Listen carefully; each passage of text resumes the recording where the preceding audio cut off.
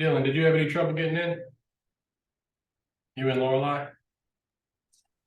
I didn't have any problems. I think I got a corrupted link going around somewhere. The link didn't work. I had to type it in manually, so that's why it didn't give me a problem. Okay. Okay. Get you. Okay.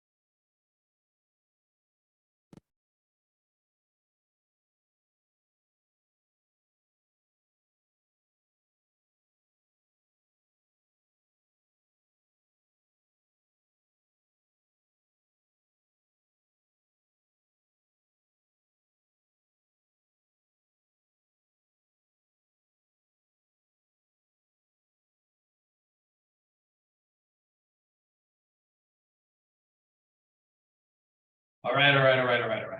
Here we go.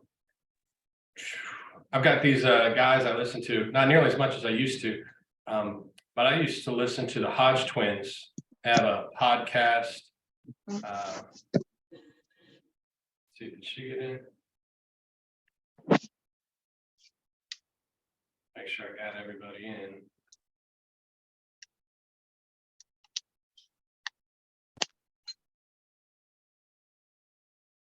Are you in here, Brittany? The board? There it is.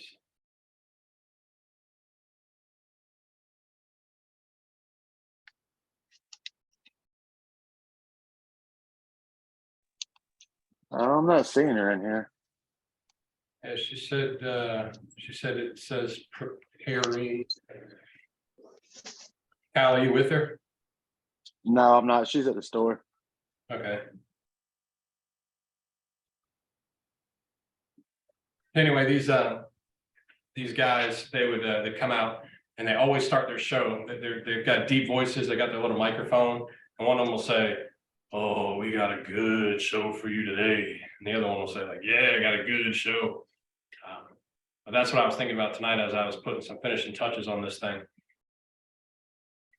All right, let's see, get this out of the way.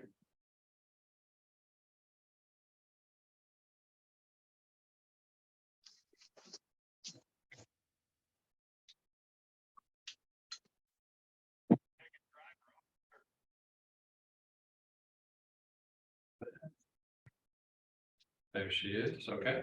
Oh.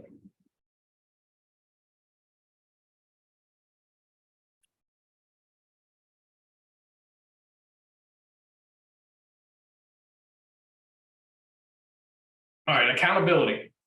It's an interesting term.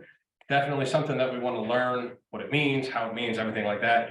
And if I had to define it in one word, I'd pretty much say ownership, taking ownership of something. Now, the reason this is part of something I think we should look at is a large majority of successful people, they're successful in their careers, financially, as well as their home life, can attribute much of their success, whether they know it or not, they're attributing it to their level of accountability. So how responsible and how accountable do they feel they are, or are they? Successful entrepreneurs and business owners show signs higher up on the ladder than business, and business owners require a high level of accountability. What I mean is when you become an owner of a business, or if you're self-employed, or you're doing something on your own without a boss kind of dragging you down or telling you what to do all the time, it's up to you to show up for work. No one's going to tell you you're late. No one's going to tell you you have to be there. It's up to you and your own opinion of being accountable for your actions and what you do. Writing your own schedule, knowing how much to pay yourself, creating and abiding your own standards. Lower levels on the ladder tend to be employed by higher end people. They also are unable to have ownership of their life. Things are happening to them and they're not taking control of those things. Now, I have to preface that this subject can be difficult to hear on two sides of the spectrum.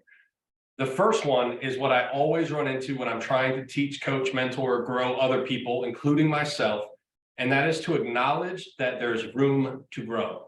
So as you listen to this, I've heard in the past people get very defensive, and it comes down to, oh, well, that's not me, that's somebody else. That's not me, I do everything right, it's always somebody else.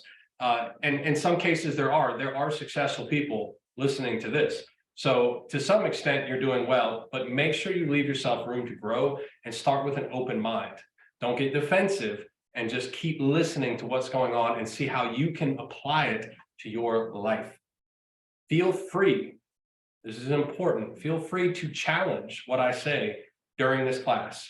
You're not going to look like an idiot, you're actually going to super help the class to have an argument with some of the points that I point out, because I can help clarify specific examples rather than the challenge that I have is bringing broad generalized examples that you go, oh yeah, well that works for that, but my situation is different. And those are the ones I really want to critique. They're the ones that I really want to understand for you and for me. So don't feel bad bringing it up, or just kind of throwing it out either in the chat or unmute yourself and say, hey, what about this? And I promise I'm not gonna berate you by any means, but I think that everybody will benefit if somebody, you know, has an idea. Yeah. So Bob Proctor says accountability is the glue that ties commitment to the results. So we're obviously in this group, we're trying to achieve things, we're trying to grow ourselves, we want to commit, and accountability is in fact the glue. It's the, I mean, if you don't apply it, the job doesn't get done. I want to next kind of define the difference between often interchanged words, which are accountability and responsibility. So if you were to think about your staff and you're saying, okay, are they responsible for getting the floor mopped? Or are they accountable for getting the floor mopped? And sometimes we use them interchangeably. And so I want to kind of create some clarity on them. So responsibility, when something happens, how do you respond? The accountable responds like the owner, they're the last resort. The buck stops here. I've got to fix it. That is accountability. So we've got the slide here. We've got two sides. Responsibility, you're responsible for completing the steps in a process. Accountability is accountable for ensuring that the step is completed properly. So both people are mopping the floor. One of them's responsible for getting it mopped. The other one is responsible and accountable to make sure not only was it mopped, but it was done correctly or well, or to the standard that we're looking for. That's that level of accountability. Many people can be responsible for an action. So every night, multiple people can be responsible for having a good close or for having good ticket times. but the accountable person is the one that is ultimately, buck stops here, final answer, who makes sure and who does it fall on when something isn't done, the floor wasn't mopped right, or the tickets weren't fast, or something happened. Ultimately, somebody is going to have to be accountable. Responsible for doing it versus accountable to see that it gets done. Not all accountability means that they're doing the action. They're not necessarily, but often are the doer. They're the ones that's just making sure the follow through exists. So closing the cook line in this example versus ensuring the cook line is closed properly. Running the business, your own or someone else, is different than being liable for any faults in the business. So some of you guys could be running a business. You may even be owners of the business. But when the business goes bankrupt, or when the PFG calls, or the customer slips and falls and there's a legal or an insurance or any number of issues, where does that go? And who stops that buck? So yeah, water left on the floor, the owner of the restaurant that someone slipped on, is accountable, as opposed to the employee that left it on the floor. Let's come back to this. So a lot of times the word fault, I want to practice something here. Here we go, pause. That whole time, y'all weren't even seeing my slide, were you? Okay. No, but I thought it was just me because I was over here spinning. But yeah, it's up now. Okay, it's up. You got it. I was about to take it off, but now y'all can read it. Sometimes the word fault is intermixed with responsible and accountable. So like the last one here, number 6, the water was left on the floor causing someone to slip. The owner, that should be owner, of the restaurant that someone slipped in is accountable, if it falls on them. But then you say, whose fault is it? Is it the person who left the water on the floor's fault? Is it the person who's accountable's fault? And that word can get messy. And we'll talk about it later as we go up the ladder, which is what we're going to do. But it leads to blame, and it leads to negative ideas. It is often directed to the reason, which is an excuse, or the person responsible, which is blame. And anytime you do either one of those, make an excuse or blame somebody, then you yourself are not high on the accountability ladder. You may be quote unquote accountable for the situation, but by blaming somebody else, you're not personally taking accountability for that action. Now, interestingly enough, being accountable is, in my opinion, one of the best things that you can have, because it means that you have control to change things. Now, not everybody wants control because they don't want accountability, because they don't want fault. They don't want that negative feeling of, oh, it all falls on me. As a business owner, it all falls on me. So a food that has a bone in it, or that was cooked wrong, or a raw burger, when I'm not even there cooking the food, it still falls on me. But I also have the potential to make changes in that. Whereas if you were just another cook, you don't have necessarily the potential to make those changes. And that's where we get into this locus of control. Locus just means a series of points, or a place, or a location. The locus of control refers to the extent to which people feel that they have control over the events that influence their lives. So on one end of the spectrum, you feel like you get what is deserved, and the other one, you feel like it externally, my fate is decided. Nothing I do will change what happens to me. Everything is done. I control my destiny, or I never get what I deserve. You feel like you control it. I make things happen. So I choose that my staff gets better. I choose that I'm going to lower food costs. I make things happen. Externally, why me? Why is this happening to me? These are all bad things. I have no control over these. They're just happening to me, and I have no effect on them. It's my fault is internal. You accept the fault and the accountability of it because you're accountable, or you don't have control. It's not my fault. I didn't do it. That person over there left water on the floor. That is the locus of control. Locus of control references your mindset to how much control you have over your life. It's not a fact. It's not because you have an opinion of whether or not life happens to you or life happens for you. Are you changing things around you that make a difference? Are you hanging around bad people, which is creating a bad life, which is creating bad circumstances? Or are you upgrading your people and yourself by investing in knowledge, education, and training to further your life because you know that you can, regardless of what happened to you before?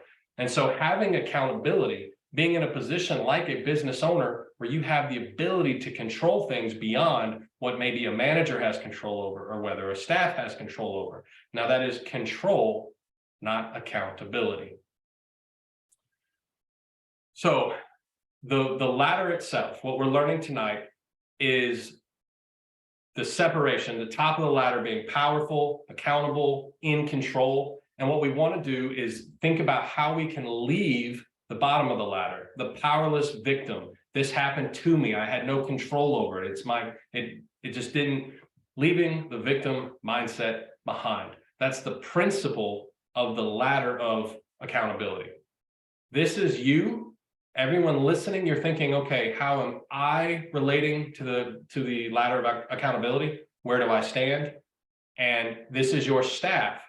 Understanding where people are will help you see them for where they are. And the only way to help them grow is to acknowledge where they currently are, yourself and them. And so learning this, understanding the bigger picture of what accountability is and where everyone is and why some people make excuses and say it's not my job and other people do everybody's job for them and they burn out. Where is that line and where are you at? So the bottom rung of the ladder is the first one. Aware, denial. So a lot of people don't even know that something's wrong. Like that's the literal bottom. Like you're just walking through life. You hired a cook, they've been there for 3 months and they have no idea that you did 17-minute tickets as opposed to 3 minutes. They're literally clueless. They're either willing to deny the problem completely or not even aware to know that there's a problem. And that's a level of accountability. I mean, how accountable are you if you're not paying attention to whether or not there's a problem? But let's talk about another one, a little personal in my life, but that's okay. What about when you're holding a baby and the baby has a dirty diaper and you absolutely know it has a dirty diaper? You can change the diaper or you can pass the diaper along to somebody else knowingly and willingly avoiding the problem completely. I didn't know it was dirty. I can't smell it. So now we have this low level of accountability where you passed on the diaper. Now this is actually a slide later on, but I do want to kind of put it up front too. The accountability ladder is situational. So there are some people that are more accountable than others, but there are different events and different situations that is going to change your level of opinion and your level of feeling as to where you are on that. For example, you may be an incredible entrepreneur, a business owner, highly successful, always taking responsibility, except for diapers. So it is situational in how it works. Let's look at the example here. Do they know that they're a slow cook or a server? A manager that's running high labor costs and scheduling 4 employees to open, but doesn't ever see the P&L. Like they're either denying that it's their fault or they don't even know that it exists. It's a pretty basic one. I did have a manager who thought they were God's gift to management, and he had no idea how bad it was because he was never there until it was too late. And then when he did become aware, he did the opposite of accountability and he ran away and quit. You may have had that happen to you with an employee. Blaming others. This is the next step. And honestly, if you have the ability to write notes and you want to make a PDF or teach this to your staff, it is incredibly valuable. And we'll talk about at the end why what you're learning right now has so much value. So blaming others. People here, people on this rung of the ladder, are aware that the problem exists, but they absolutely deny the responsibility and they shift the blame to others. And you cannot tell me that you have not heard most, if not all, the people that work for you doing this. It wasn't my fault. So as a business owner, why is your food cost high? Oh, corporate menu prices. Why is the floor dirty? My floor guy did a bad job. My server, so-and-so, didn't clean it last night. The DoorDash was missing something. Yeah, the driver didn't take it. The employee didn't see it. There's a lot of other people involved, which basically means that you pass the responsibility and the accountability off of yourself in certain situations. And worse than just not being aware or denying that they happened, you're putting it on somebody else. Wasn't your fault, wasn't your accountability. The money is wrong. Well, James counted the money last night. There's 3 deposits in the store. Well, Brian was supposed to take them to the bank. The car is out of gas. My wife was supposed to fill it up yesterday. We can very quickly get angry because we're blaming other people for problems that happen to us because we don't feel like we had control over them. And that goes back to that locus of control. If you feel like you control life, then when you ran out of gas, you had to control to see the gas or to see the deposits building up or call your staff and say, did you do this or did you do that? You have power and control over your expectation, or you instantly stop and blame other people for the problem. Now, similar to blame, but slightly different, is make excuses. So it's not their fault, but it's definitely something happened. And these excuses could be anything. The one you've probably heard the most would be, I wasn't trained. Oh my gosh, if I haven't heard enough people say I wasn't trained, knowing absolutely true that they were trained. People here are aware the problem exists, but avoid the responsibility and shift the blame to confusion or incompetence. And they don't usually do that. They normally say confusion. Y'all got to tell me when I'm missing it. So here we go. You can see it now. They say I can't. Often avoiding responsibility and can be found saying, just tell me what to do.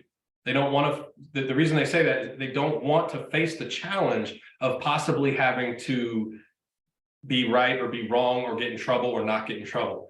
So I actually went to an investing course a couple of years ago, and the guy teaching the investing course was telling people what they are doing, but he's saying, oh, at this other class, this is what people do, trying to stop the people in that class from doing it. That is, just tell me what to do. What stocks do I invest in? When do I put them in? How much money do I put? Just tell me what to do. I'm at this course and I want you to tell me what to do.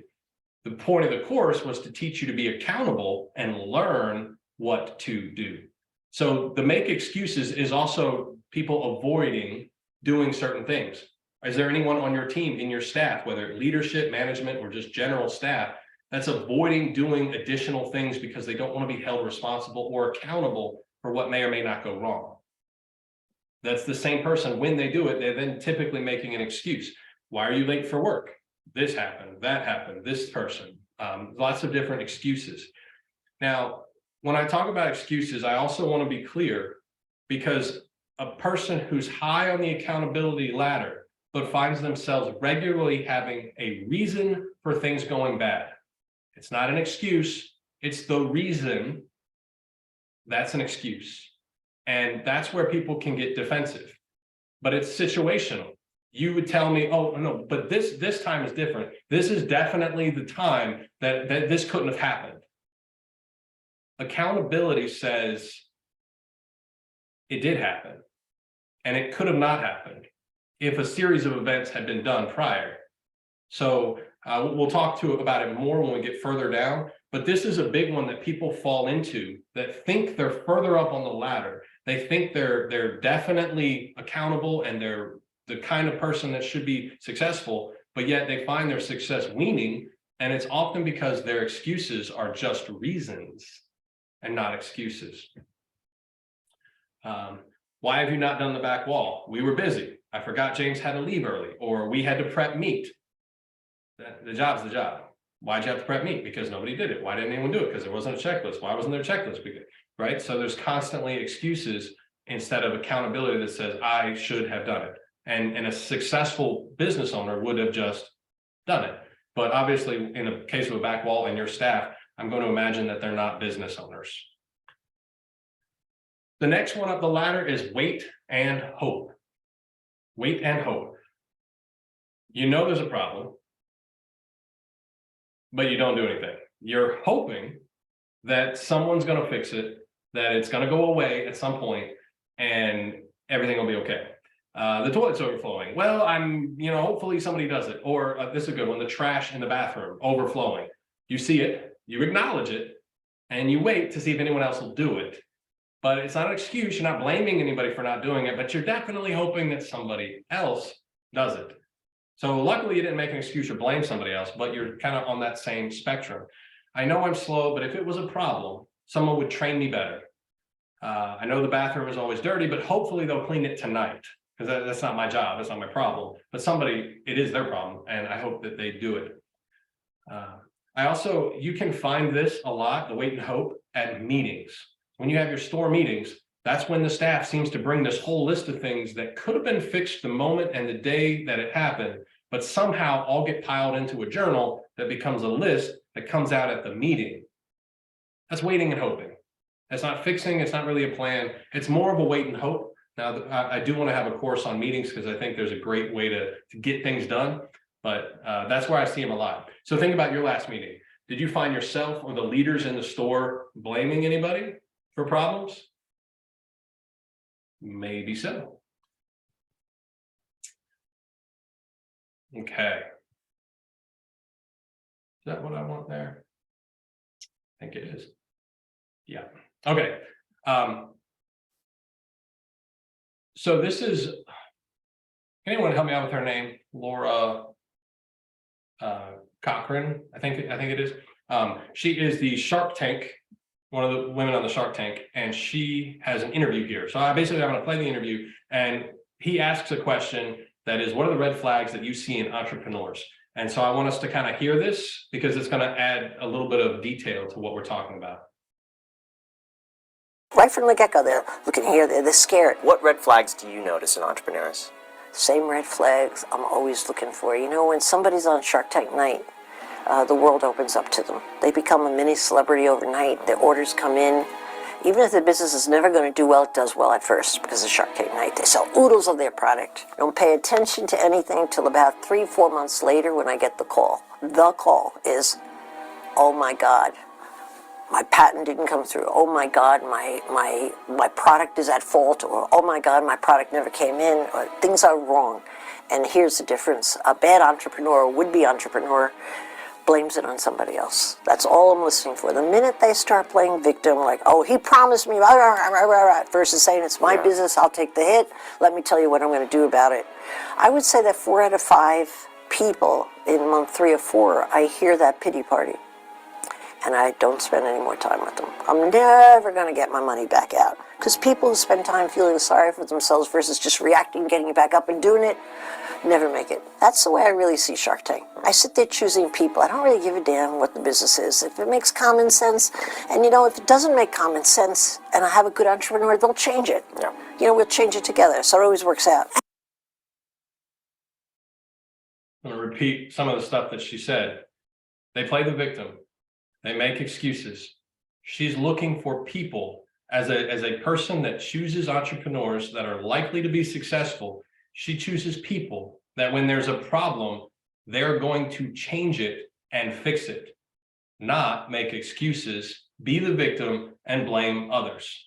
That is from her mouth on the red flags that she sees in business owners and entrepreneurs. So the next half of the ladder is moving up. Wait and hope is the next step. Like, okay, I see there's a problem, and I'm almost taking responsibility for it, but I'm really hoping somebody else does it. Right from the get-go, they're looking here, they're scared. What red flags do you notice? There we go. So the next step is acknowledge reality. People here are aware the problem exists, requires action, and for the first time realize it will not change unless by then. So this is the first point on that ladder, the first break-even line, where all of a sudden I know there's a problem and it won't change unless I do something about it.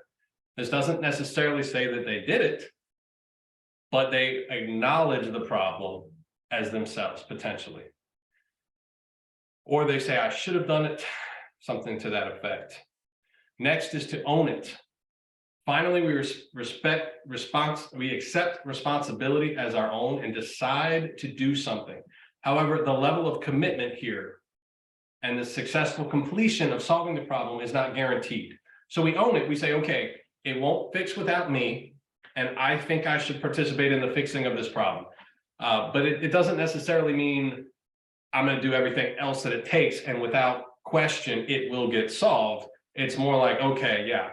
And this is also a point where if you're struggling in business or you're in a tough situation, this is where you quit. You can't blame anybody else. You realize it's on you. You realize it won't change without you. And you say, okay, I own it. I messed up. And you stop right there. I can't do it. So you lose that locus of control, where you've reached the maximum potential for your locus of control, because you said, it's my fault. It's my problem. I did it, and I can't do it anymore. Clearly, I have to stop where I'm at because I'm done. That's where this is. We own it. Okay, I own it. The next step, okay, we own it. Now we've got to find and create solutions. So, okay, I'm going to quit. Wait, before I do, let's stop and find a solution that's going to fix this problem. So that's the next step up. We're actively looking for a solution. We often present ideas and solutions to the people around us. So I say that because we're not all owners in this class. We've got leaders and managers and staff members that are leaders. There are other people that you can tell a solution to that is going to solve the problem. You're accountable, and you feel like I'm responsible. Like you say, okay, I've got to do it. No one else is going to fix it. I got to make this change, but you might not have the capacity to make whatever that change is. Again, we're in broad spectrum. We're in generalizations. But there may be something that you, in your role, in your job, financially or whatever, can't actually do for the business, but you know it needs to get fixed. And that's where you can tell the person above you. That's your next step. Like, okay, someone else has got to know what's going on. I've got to reach out to help from somebody that can actually do the thing. So I've found and created solutions for somebody else to potentially put into effect. Next is the implementation of the solutions. So this is it. This is the make it happen. So if you're a leader and you come up with solutions and you have to give them to somebody else to implement, that's just because of a positioning, not because you didn't say, well, I know that the only way this will get solved is if I help implement the solutions that I gave that person above me. In our case, your manager, your owner, or whatever. But the point where you say, I have to fix it, it's on me. I've got to come up with a solution. I can't expect someone to tell me what the solution is. And I can't, remember I said it was situational. I can't say, well, I know it's me and I need a solution, but they didn't give me a solution. They didn't tell me what I needed to do next. The bank shot me down and that was my solution. That's blaming, and we just slip down that greasy ladder, and we don't want to do that. Okay, the bank said no, or this place said no, or this isn't working. I'm not getting the training I need. I have to find another solution, because at the end of the day, I will succeed because my locus of control says I can make this happen. I just have to figure out how, and I have to implement it. I got to make it happen. So that is the buck stops here, accountability. You're drawing the line, you say, this is it, I'm moving forward. Quickly, I had a conversation with somebody and they were saying, what about this or what about that? And that's what I was kind of referencing on you guys throwing your ideas out on what about, because there's a lot of times, even in the higher accountability, we almost, I'll say me, I mean, I'm an owner and I look at my staff and I'm not there as often. So I say, okay, well, it's really their fault for doing this or having bad closes because I'm not there. Therefore, I shouldn't be accountable for it. But what I have to understand is I am accountable for everything that happens, whether I'm there or not. And if I can't fix it by not being there, I have to be there. And sometimes it's a matter of finding new people to put in charge. Sometimes it's a matter of putting in a process in place to ensure the quality that you're looking for. But it's still on you as the leader on the top rung. And what happens if you say, I'm not on the top rung, therefore it's not my responsibility, it's somebody else's? Well, we can go against that as well. It may be somebody else's responsibility and they should be accountable for it, but you yourself can choose to have the buck stop with you. And that's how people become successful in their lives and their careers, where they don't say, oh, well, it's somebody else's responsibility. Even in your family, you know, if you have the man does this and the wife does this, well, what happens when they don't? Do you just say, well, it's not my place, it's not my position, it's not my job? Then we're falling right back down the ladder again. Even no matter what your status or where you are in the employment ladder or in your life ladder or whatever it is, you can be accountable for everything. And you can decide that if there's a problem, you can create solutions, you can help implement them. And if it goes beyond your level of capacity to implement, you can take it where it needs to go. And a lot of times we don't make it to those top 3 or 4 steps. We stop at wait and hope. Yeah, I hope the owner sees that this problem's a problem. I hope they know that that's going to happen. And then sometimes it's, oh, I told them. I told them that this was a problem. So see that difference between kind of wait and hope. You're a great leader and we respect you and we're glad you're with our company. But what are those next steps? And why don't you hold yourself accountable for maybe some more action, regardless of whose fault it is? So here it is one more time before we move on to something that will hopefully blow your mind. Starting at the bottom, aware and denial, blaming others, making excuses, wait and hope, acknowledge reality, begin to own it, find and create your solutions, and then make it happen. So if you got a second, evaluate when are some times that you have found yourself taking full accountability. And because it's situational, when are some of the times that you recall passing the buck or making an excuse?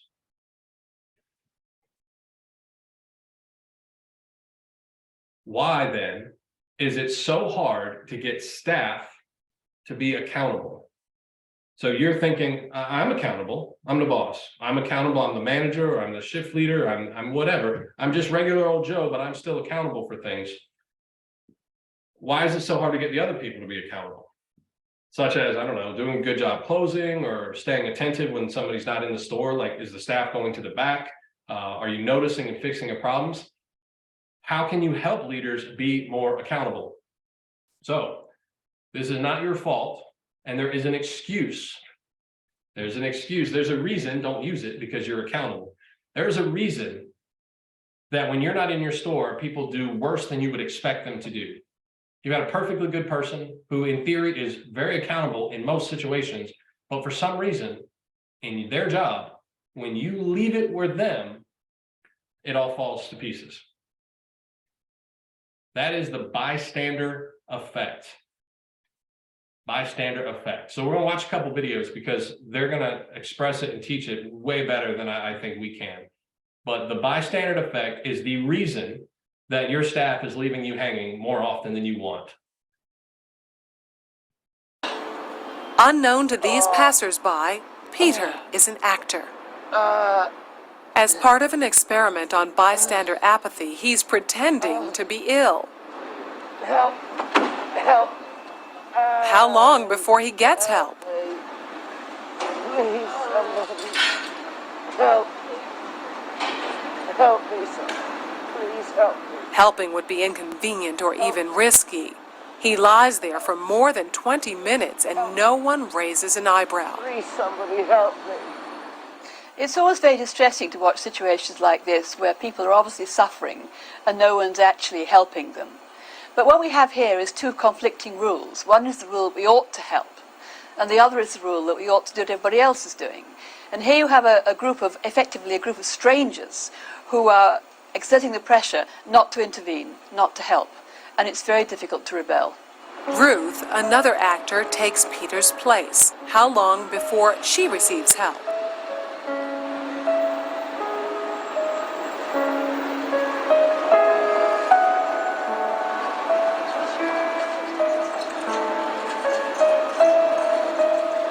Four minutes later, and 34 people have passed without stopping. Well, people don't really want to know. They just haven't got the time. Well, they have got the time, they just don't want to get involved. Unwittingly, these strangers have silently formed a temporary group with a rule: don't get involved. They're afraid to stand out from the crowd and won't take action if no one else does. This woman has clearly spotted Ruth, but she conforms to the rule and does nothing. Watch what happens, though, when someone else helps. You alright? You alright? Yes, thank you. Sure, you look a bit clicky, you know what I mean? She suddenly finds herself in a different group with a new rule: to help. You want to sit up? She don't look well, does she? You alright, yeah? What's wrong? First I thought she was dead. Then I sort of checked to see if she was breathing or not. And I looked around and I couldn't believe that no one had noticed her because there was a bloke sat there just absorbed in reading a newspaper. This time, Peter's dressed as a respectable gentleman. Unknown to these passers-by, Peter is an actor. There we go. What did y'all think of that? You don't have to answer. I got more, but People just so, don't care, and that much is obvious in a general. well, Jeremy, what gets me is it's not about caring, and that's the first inclination, which is why we're going to watch this next one too. It's not that they don't care; it's that it's more important for people to conform than not to conform, or to go against the grain. So when you're asking yourself, why in the world did everybody on my staff see this problem? You name the problem. And nobody fixed it because they all saw the other people around them not fixing it. And so now you're like, okay, they're normally accountable, but in this moment, they were not accountable. Why?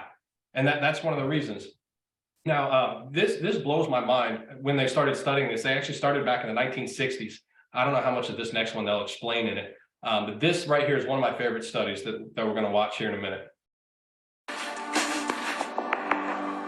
The place is rigged with 4 hidden cameras and 6 concealed microphones. And psychology professor Dominic Abrams is watching from our control room, which we've built in an adjoining suite. Now it's just a question of sitting and waiting. Right, so this is a questionnaire all about kind of shopping habits and everything. Okay, I'm sorry, just move that off your chair. Our first participant is Mary Mizuno, a London student who thinks she's arrived early.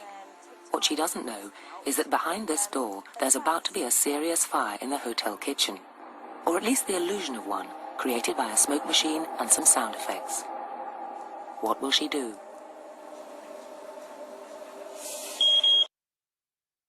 So real quick, what would you do? You're sitting in a room, smoke starts coming out. What do? Does anybody stay in the room? Hell no, I'll find some help. You find some help? Are you sure you would, Jeremy? Are you sure you would? Okay, that actually depends. If I see smoke coming, and there, first thing I'm doing is looking for a fire extinguisher because I ain't trying to burn the hell up. Okay, Brittany, what are you saying? I'm looking around. Like, more than likely, I'm looking around. Okay. And like trying to process what's even happened, and much less like taking a step forward. You know what I mean? Yeah. I'm kicking the door in. Jay's fixing that. Absolutely. I'm calling 911. Calling I'm about to 911. start yelling, "Hey, hey, hey," real loud. Like that. So remember at the beginning of this, I mentioned don't get defensive. And the reason I say that is because we have to be aware. We think we would, and then would we?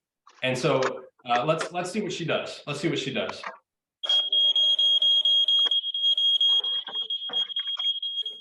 She's now noticed the smoke and is concerned. At this point, she decides to investigate to find out what's going on. She's immediately taken responsibility, figuring out what to do. He said immediately taking responsibility. So back Mary to what does we were the talking sensible about thing before. and evacuates quickly. She even leaves her bag and coat. I've never been in a fire situation before. I tried to remember the kind of things that you're supposed to do, so I left my stuff and just went out. But Mary was on her own.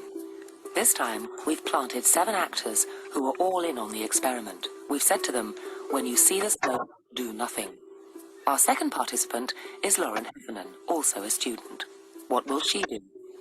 In this situation, she'll be following a script. The script is partly written in her mind. It's a script which is borrowed from things like sitting exams. Most situations like this have some element of expected or scripted behaviour.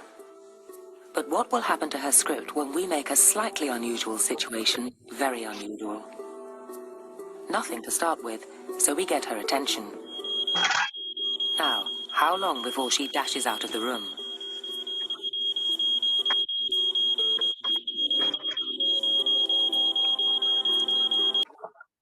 All right, how long do you think it's going to take her to leave? Same situation, same smoke. She's not going to because everybody else is staying. That's right.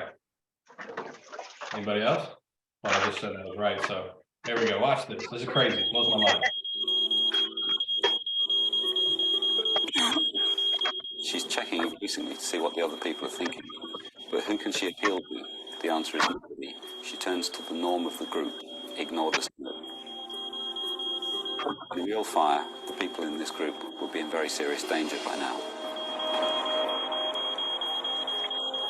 I was looking for some sort of reaction from someone else, even just the slightest little thing, that they'd recognise that there was something, you know, going on here.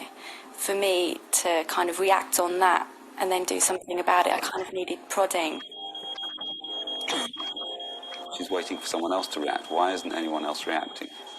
She feels uncomfortable. She doesn't want to embarrass herself by taking the lead, taking action. But something is definitely wrong. Lauren stayed in the room for 20 minutes after spotting the smoke, concerned but immobile. The fire brigade say that if this fire had been real, even if flames hadn't burnt through the door, she would have died of asphyxiation in this time. In the end, we had to ask her to leave. What about him?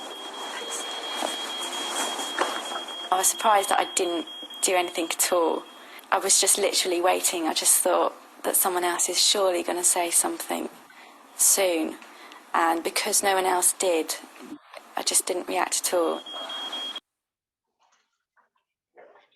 20 minutes. She was waiting for 20 minutes, where the first one was out in seconds. Within 15 seconds, she was out.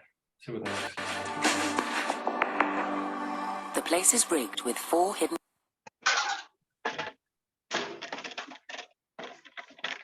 There's one more. Watch this guy. And then what I want to do is compare what they're doing to what your staff is doing. Only one person in our experiment didn't go along with the crowd behaviour. Artist James McKechnie. What's that coming up from under the table? Is it fire? Don't know.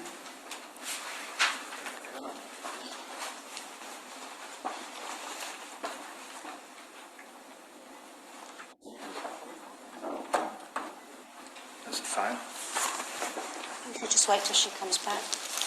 Yeah. She said just to wait here, didn't she? Start. What is that? Don't know. She said just to wait here, didn't she? She's coming right down now. James isn't going to sit in a dangerous room just because everyone else does. Yeah. Or is he? The power of the group proves irresistible. The reassurances of the rest of the group that somebody else is responsible seem to be sufficient to pull him back into place. Instead of leaving the room and calling for help, he sits back down again and waits.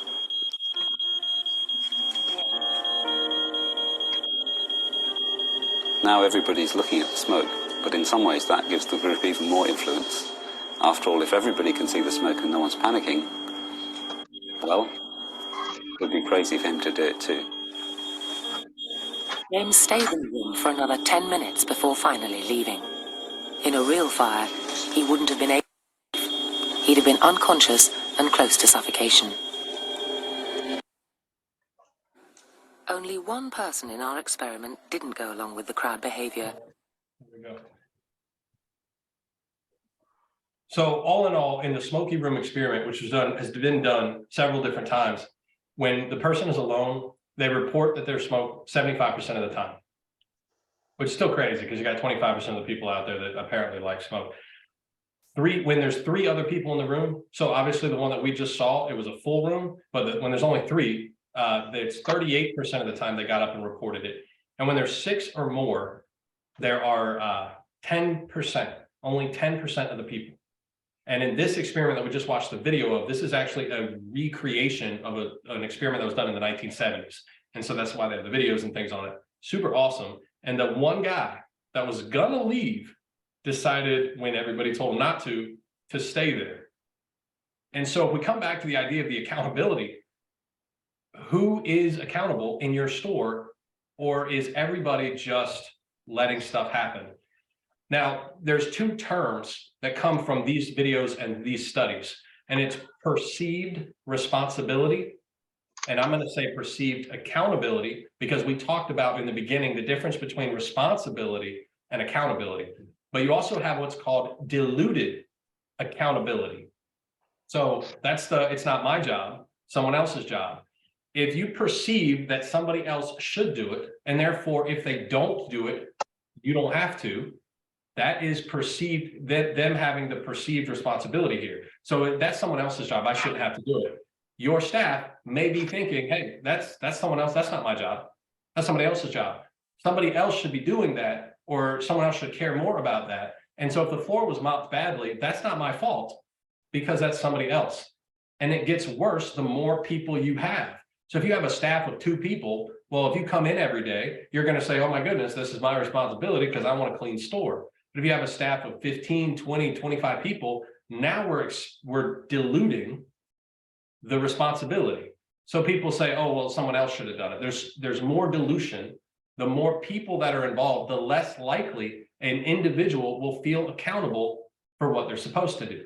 So in the event of the room, the more people that were in the room, the less that person felt that it was their duty to do something, because if it was really important to do it, wouldn't somebody else do it? And in the event where the girl was on the street, the girl was on the street, the guy came up and helped, and it wasn't until somebody helped that the lady said, oh, maybe I should help. Had no one else gotten up to help, the other girl would have probably continued to walk past because she didn't want to break the norm. What does that mean to us? Let's see. How does this relate to our business and our job? And what does it mean to us? How can you, in this instance, what we're trying to take away from this training tonight is how can you help and what can you do? Number one, make others aware, like I just did to you. If you would have told everybody in that room at some point in their life that if there was smoke in a room or some other major event happens and no one else does anything, it's because of the bystander effect. And for that reason, you know that you should do it regardless of what other people are doing, not because of what other people are doing. Just the act of knowing it will make you less likely to be part of the bystander effect. It's that easy. It's not like you're physically drawn to be stuck in a room. There's no magic powers. It's just your brain that says, oh, well, everyone else is doing it. Oh, but I know if everyone else is doing it, then the only one who can change is me, because I have that locus of control. I have the ability to control my life, and I am accountable for things. Therefore, I am accountable in this situation. I have to take action. And successful business owners and entrepreneurs, that's what they do. The other thing is you can reduce the diffusion of accountability. That's when you have a whole bunch of people and everybody thinks, oh, it's someone else's job. To do that, you have to literally create an expectation verbally and clearly communicated to whoever it is that you've got in charge that you want to instill that accountability on. If you just leave your staff and you expect them to do what you want because it's the right thing to do, they're going to dilute that responsibility. If you leave 5, 6 staff members, 3 cooks, 3 servers, or 4 servers, or whatever you've got, and you're not there, which one of them is going to say, oh, I'm absolutely going to take responsibility and accountability for everything that goes on? Now, sometimes we call that a manager, or we give it a title like, oh, you're the manager on this shift. That's helpful. But you also have to instill in that manager or in that leader that you've left there, what is that expectation that they are accountable for, so that they feel accountable. Now, there's 2 sides to that. Number one, you have to be told you're accountable, but you also have to, as a leader, be holding your people accountable. What that means is you can't just say, I expect you to do this, or I want you to make sure things are done tonight. What you have to do is hold them accountable by, if it's not done, you're doing something or creating that same level of intensity that makes them realize they have to get it done. For example, you talked about being a business owner. The buck stops with you, because at the end of the day, when that lady falls from the wet floor, who's the one, regardless of who you blame, who's the one that's dealing with it? That's the top of accountability. Whether you mentally believe it's you're accountable for it or not is not really the question. If your staff is being held accountable, you're kind of making them do it. So my daughters, they have chores, and sometimes we'll give them a task. I'll say, Quinny, would you please put the shoes away? We've got all 5 kids, you got shoes lying everywhere. And they put them away in the closet. That's a task.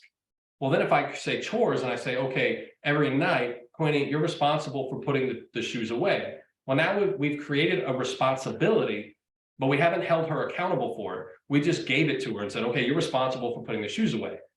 Well, now if we're sitting down watching movies or playing video games and the shoes aren't put away, to hold her accountable, I would say, okay, Quinny, you need to stop what you're doing now because I asked you to put those away and you need to put them away now.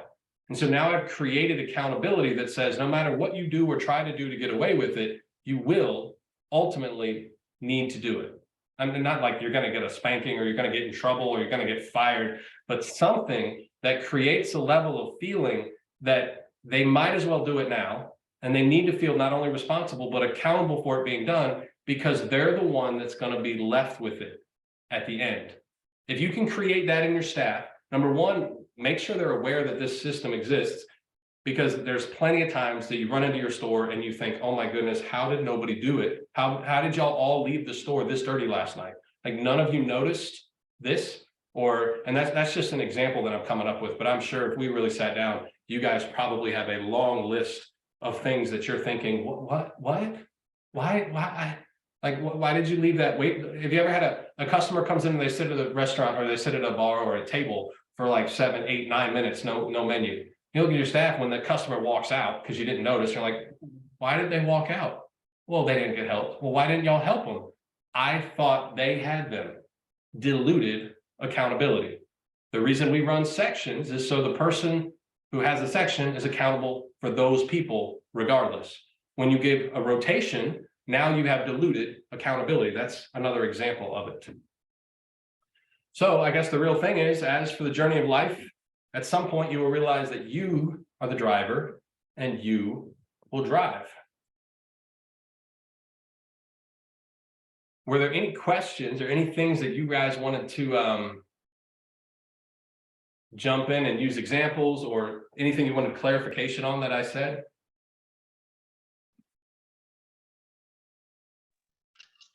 Well, my goodness, I think we're like having a perfect example of some of this right now because none of us want to talk, but Jeremy talks, so I'll talk. For me, it's the trash bags. I'm like, how many of y'all went to the bathroom and washed your hands and you put the soap in the and there's no bag like all the time. I personally find myself on different portions of the ladder. You, like you said, you always think that you're at the top of it, but then I've heard this before, and then you hear it again, even 6 months later, and you're like, ooh, I slid down on this one, or ooh, I went up on this one. So it can be very situational, but I'm definitely that one that will kind of like do the opposite though. Like I won't sit. Like if I've run into situations on accident just because everybody else started going left, and I was like, well, I guess we're going left, and then ended up in a predicament with that one myself. But I don't know if it's just fear or, like if I jump in and then I do something wrong, is it gonna, if I took the initiative, I don't know. I think people are afraid to take the initiative, much less the accountability on something. So kind of like I've noticed if you create a bit of a safe environment for some of those things, like knowing what to let them have initiative on and whatnot, like in my store, like don't mess with my equipment. Like take initiative in anything but my equipment. Don't touch my custom machine. If you have a question, like just come to me. But there's a lot of other things where, we'll be like, I don't know, you figure it out. It's a safe space. Like we're not going to let you do it and then let you hang yourself. Like we'll come in before you get that far. So that's helped some too. And trusting in that case, because we're all on different levels. You have an owner or somebody that's high up and they're fully accountable whether they want to be or not, but that doesn't stop them from making excuses, blaming others, waiting and hoping. I mean, there are business owners that can't hit their margins and they're waiting and hoping that something changes. They're not taking a plan or taking a step, and they're halfway waiting and hoping, and they're halfway saying, well, it's someone else's fault.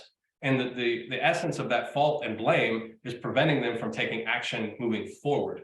And that's relatively common in a lot of places. As a mentor for business owners, I see that they want to own a business, but then they don't want to solve each individual problem as it comes. Any of y'all that do own a store, you realize that once you start doing all the paperwork and you start moving stuff over, there's a level of work that just goes beyond.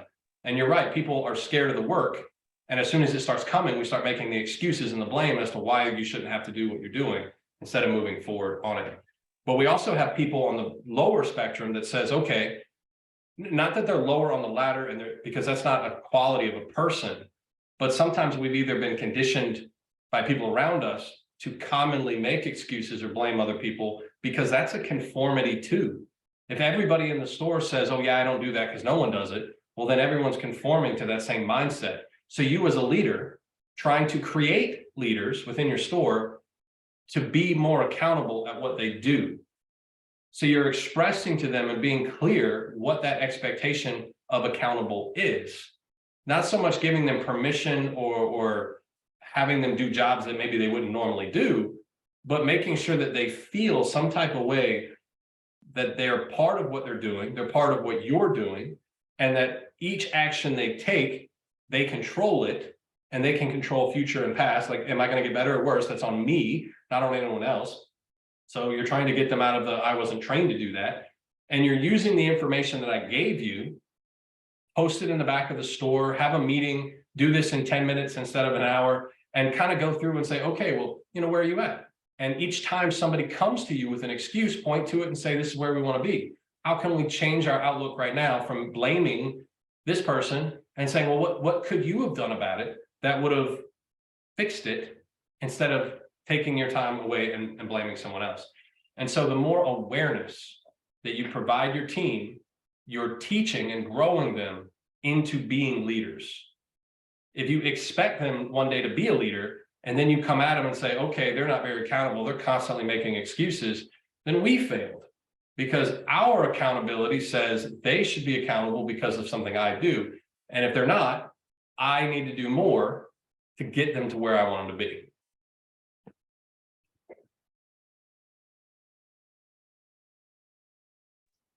That makes a lot of sense. Okie dokie.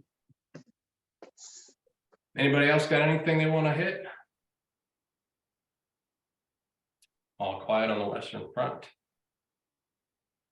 Well, good. Y'all can all message me directly if you have any questions or need anything.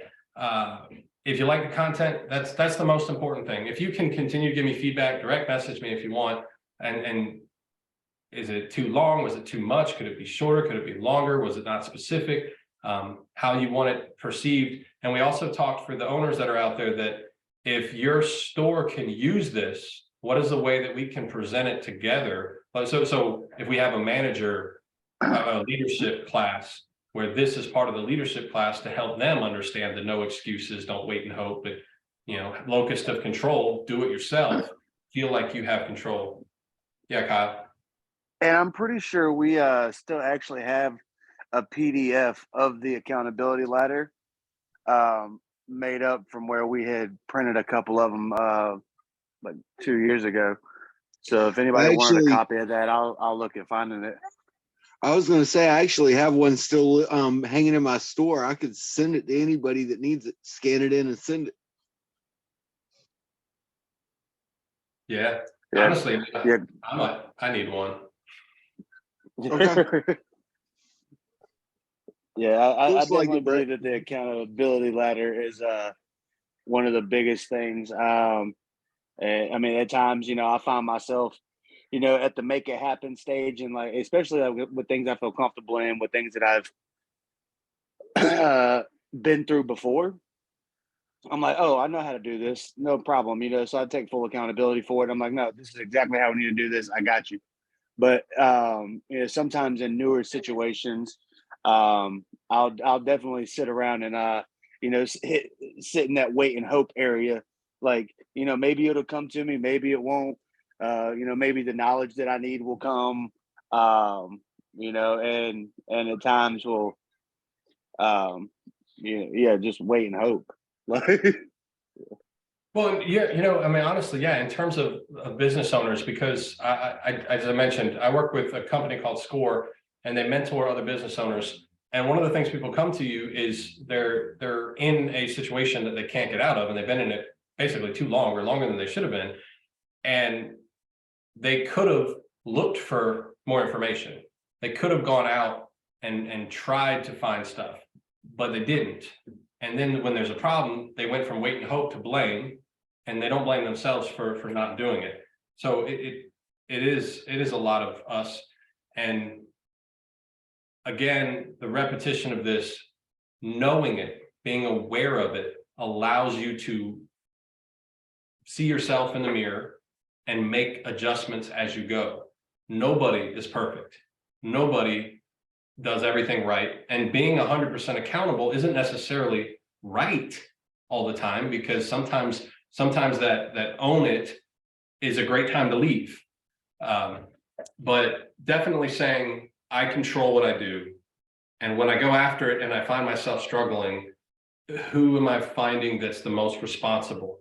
Not in a negative way to be depressed and beat yourself up over something that was done wrong because you're accountable, but definitely saying, I'm owning it and I can move forward and fix this. And it's up to me to fix it.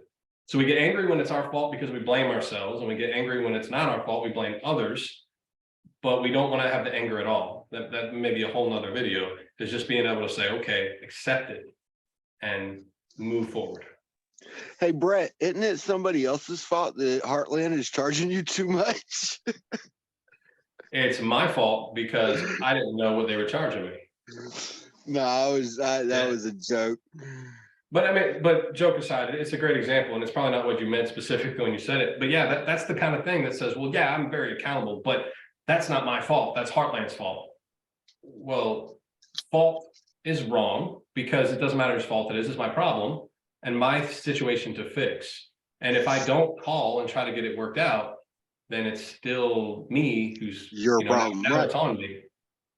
Well, like I said in my message earlier, that's something I definitely got to look at, because if you were doing if you were having to pay approximately $1,000 a month per store, that means I'm definitely paying more than I'm supposed to, if we're supposed to be paying what Dave said. Well, we don't know until we call, right? You're right. And get with them tomorrow. Believe that. All right. Yes, Kim. It was also my fault whenever I definitely had a menu change and RDS did not put my stuff on my POS correctly.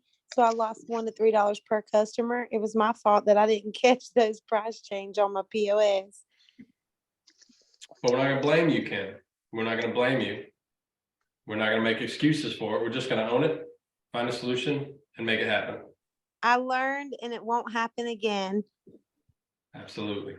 One thing that I've learned, Kim, since we've moved to Brinks and Parr, is that, like, anytime that I know they've done an update, if I don't specifically personally go through and check all the menu prices against my register, I at least have my staff keep an eye on them as they're ringing stuff up, just to be safe, because they are quick to mess something up during a update. Speaking of updates, did anybody else get that update today? Yes. Where, like, whenever they go to clock out, it's like it tells them how much they this did in much in credit. tips. Yep. Okay. I'm just making sure I wasn't the only one that got that update today. So yeah, I went through most of our prices today too to make sure that wasn't messed with. Okay. I'm going to take this video. Again, I cut the ending off, but this one, it wasn't as much interaction and stuff. So I'm going to put it exactly as it is onto that channel. There's not a lot of people watching them after the fact, but I am going to put it up there so that you guys can see it, or you can do whatever. I'd like to think that what I'm saying is helpful, and I'd like to see people take the time and watch it, but I also feel like not everybody's fully accountable, and some of the problems that some people are having seem to be everyone's fault but their own, and learning new information that may assist them in growing their business doesn't seem to be a priority. But that's okay. I mean, I don't care. I'm doing this for me. I hope you guys are helping. I hope it's helping you, but it's also helping me focus in on what I think is important. All right, guys. Thank you very much for watching. Message me directly if you have anything, or you want to call and chat or work on anything separate, or if you have ideas that you specifically want to watch in a video. Otherwise, I'll keep making content. All right. Thank you, and Thank you, have Brett. a great. Yes. I said, thank you, Brett. Oh, yeah. Awesome. Have a good night, Thank guys. you. All right, y'all have a good one.